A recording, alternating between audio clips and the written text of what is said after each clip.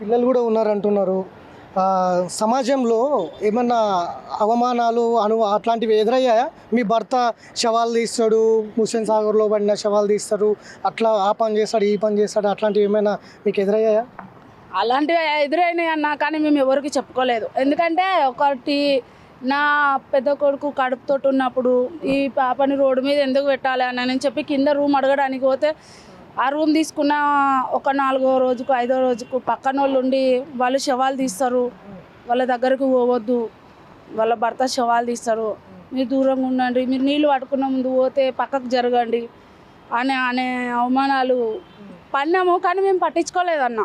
అంటే మేము చేసే పని మంచిది, అది మాకు తెలుసు, ఆ శివునికి తెలుసు, కానీ మేము పట్టించుకోలేదు. ఆడ ఏదో మేము మా ఇబ్బందులు బాగలేవని చెప్పి అక్కడికి వెళ్ళి రావడం జరిగింది.